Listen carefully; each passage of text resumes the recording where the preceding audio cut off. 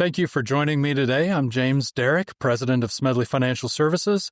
Joining me today will be Sharla Jessop. After helping so many of you prepare and transition into retirement, we have the honor of celebrating Sharla's career with one final interview.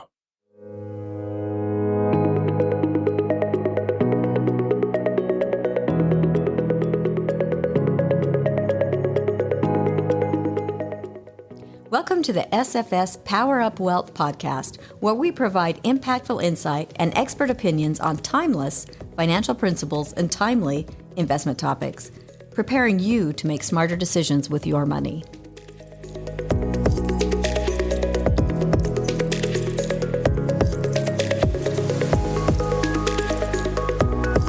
Sharla, thank you for joining me today. Thanks for having me, James. Sharla has been the president of Smedley Financial Services, where she has worked for 31 years as a certified financial planner, mentor, and colleague and friend of mine. And I'm so grateful to have you here. Thanks. I'm so glad to be here. I think we're going to have a little bit of fun with this interview. I hope so. Anyway, let's start out by maybe going back 31 years ago. Could you tell us what your first day was like here? Well, it's hard to remember, but it was interesting. I came into a whole new career from being in insurance for maybe 11 years, selling, personal lines, property casualty, homeowners insurance and life insurance and things like that, into a whole new career where I was dealing with finances and money. So I was a little bit anxious, but excited. As I joined, there was just a couple of us. Roger was the founder of Smedley Financial Services, still is the founder of Smedley Financial Services, and asked me and a friend that I had been working with if we would join. And so we did. And there wasn't a lot of room. So what I remember, I was really excited to have my own office. And so to create that, we actually cleaned out a storage room with no windows and fit a desk into that so I could have a space to work. We had a very small office at the time, so space was limited. That's funny. At least you got your own desk. That's right. I was pleased to have my own space. And how would you say your average day has changed since then? What were you doing back then? When I very first started, there was a lot of education required. You don't start with an education in this field. So I spent a lot of my time being mentored, working side by side with Roger on everything he did, meeting with all the clients, creating paperwork for people to open accounts, helping people, advising people on how to save their money. So it's quite a bit different when you look at the way things were done then versus the way things are done now with technology and what we're able to accomplish. Sure. The internet was brand new back then. Yes. And not that useful. I was here before the internet. You were before. Yeah. And even once we had the internet, I was here in January 2000, we had the internet, but it wasn't that useful yet. No. There wasn't that much you could do on the internet. So much we did by hand and spreadsheets. I think And telephone and Yes. fax machines. Yes. We still have a fax machine. We do. We don't use it as often, and even one time, not too long ago, young auditor came in to audit us. In our industry, it's very common to be audited once a year by regulatory organizations. He was amazed that I had whiteout on my desk. He couldn't understand why anybody would ever want whiteout. And I thought, this kind young man has never used a typewriter before. He's never had to do forms in triplicate when you make a mistake and have to cross out the carbon. So things have changed a lot. Oh, yeah, I'll say. And then you experienced the dot-com bubble. We did. In the 1990s and Alan Greenspan and the irrational exuberance and all of that. You probably remember this because we were working together quite a bit and managing the money and doing things back then. But the average return, because the market had grown so greatly at the end of the 90s, people were planning on and using a 15% rate of return to make their own retirement planning projections. I'll bet you could come up with a pretty good retirement plan that way. Yeah, I bet your plan looked amazing. looked amazing. Exactly. Keyword looked. Once implemented, it could be difficult. So we had to rein in exuberance ourselves and for our clients, make sure we did solid plans with reasonable returns that would last through retirement. Yeah, one of the things I admire about you is you always seem to do what was right for the client. There was never any question. And if any issue arose, we knew what Sharla would say. And it's made it pretty easy to make decisions going forward. Yeah. If you do what's in the best interest of the client, you never have to look back and wonder, think, did I do the right thing? Just do the right thing from the beginning. Yeah. Now, you met a lot of people, went a lot of places. Does anything stand out We've had every year we attend national conferences because in our industry we have certain credentials that require CE. And so we would do a lot of traveling, but we've been to some amazing places and seen some fun things and met some great people.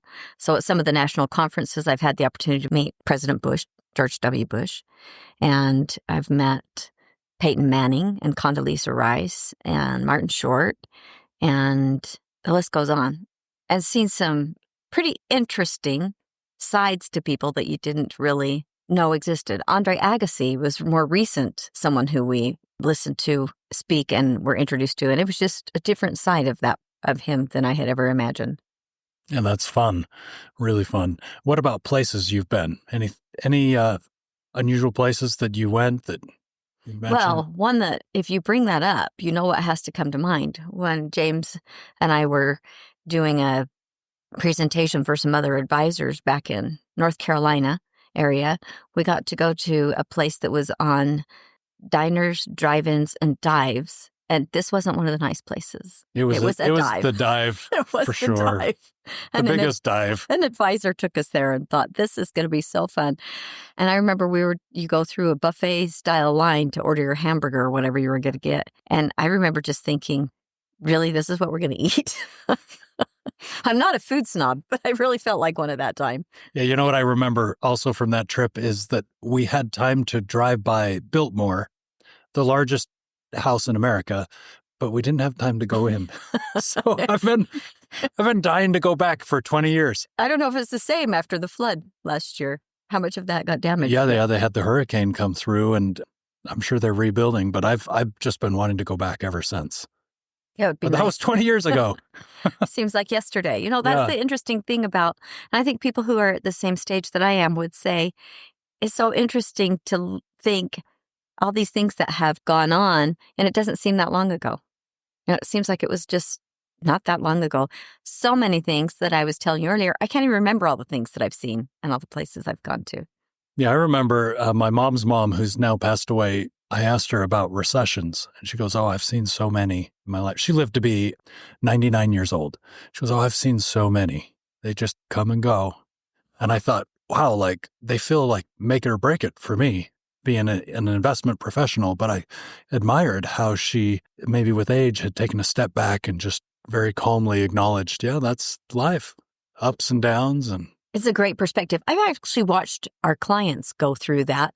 Some of the clients we've had with us for as long as I've been here. I do remember that early on when we would experience a lot of volatility, there was a lot of fear that was happening with clients. And I think over the years, you especially have honed in the management and strategies, and our advisors have honed in being able to talk with people about not just the market, but what they're feeling and what's driving them emotionally to make decisions, financial decisions, and how to best structure plans that help them accomplish the things that they want to do and not get caught up in the fear.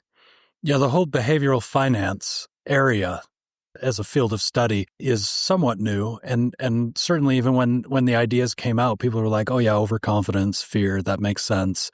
Other biases, anchoring, these kinds of things, they made sense.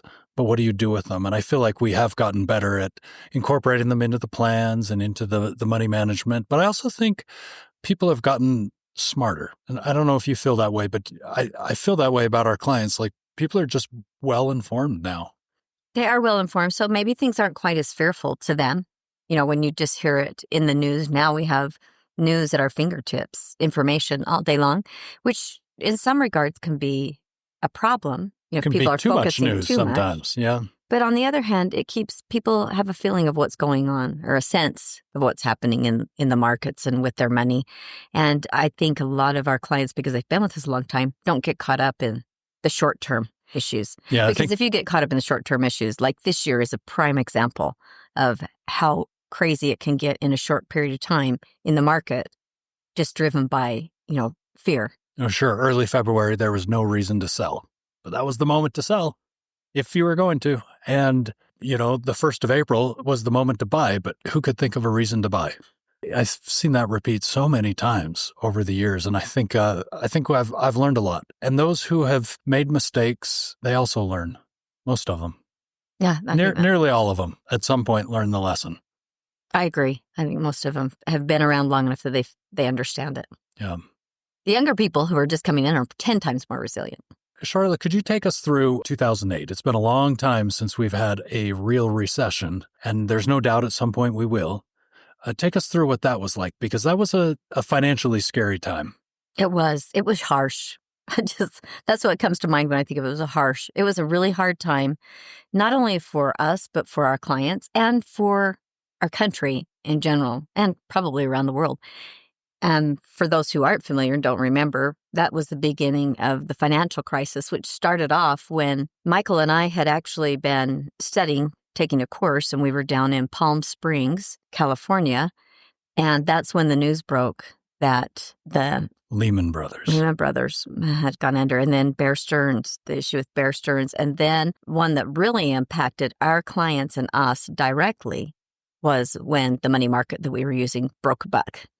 Mm-hmm. So when the money market breaks a buck, that means your dollar is no longer a dollar. And that's the safest money you have is in a money market. We use that as a safety net, but it was not FDIC insured. And so there was not any floor or protection in that. And so those were some trying times for us and for our clients. The clients got the 99.9% of their money back out.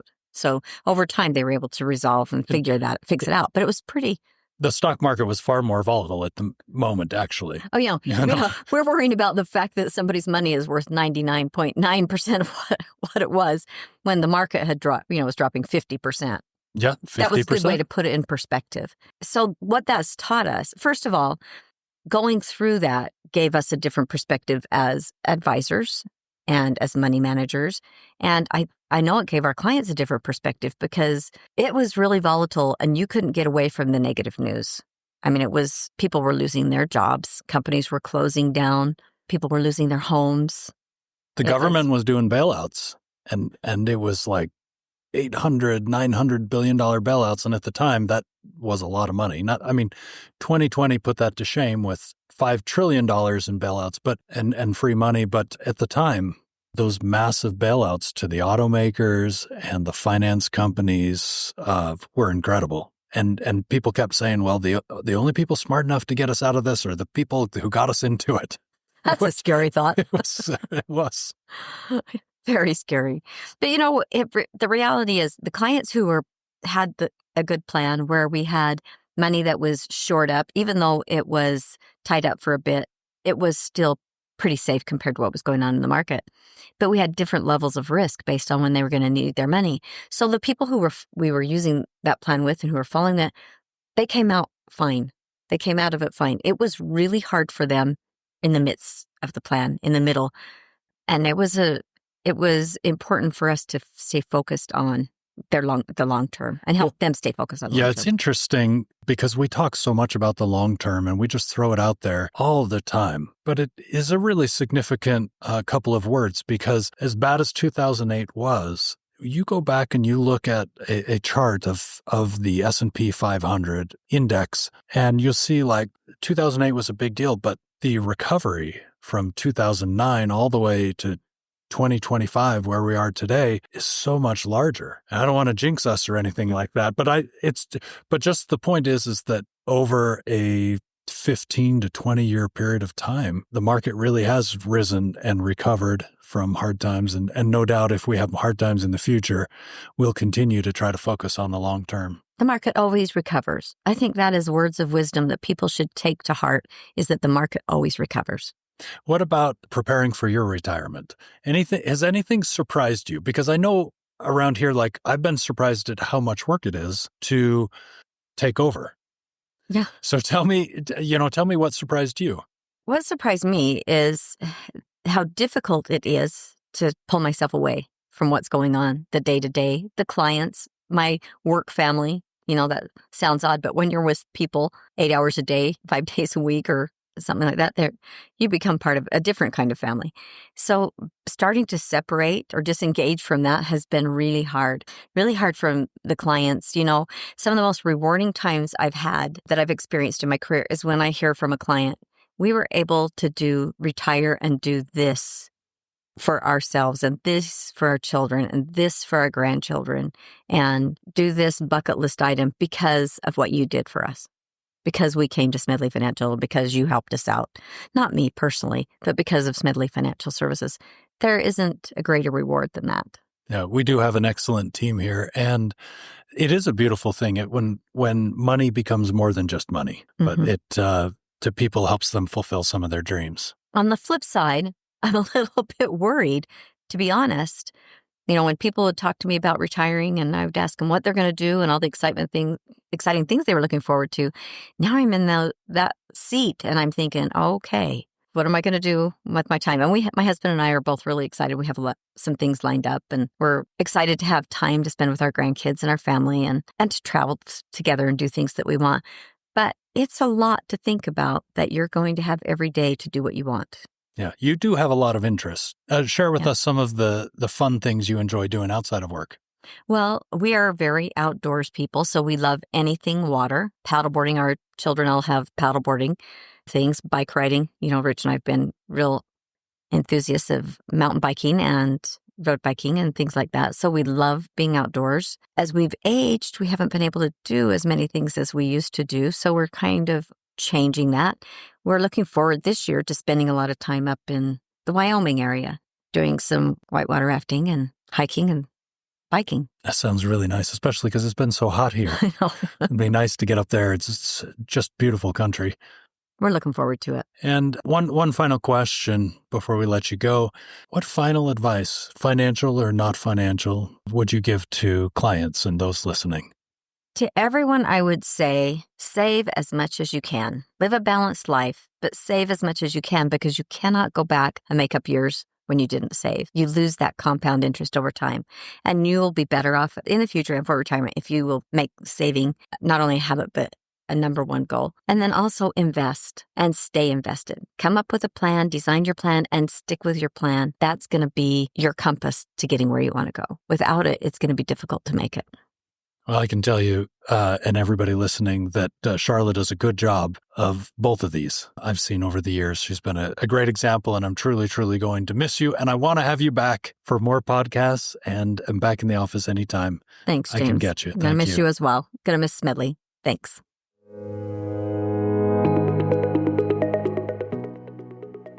Thank you for joining the Power Up Wealth podcast. Smedley Financial is located at 102 South, 200 East, Suite 100 in Salt Lake City, Utah, 84111.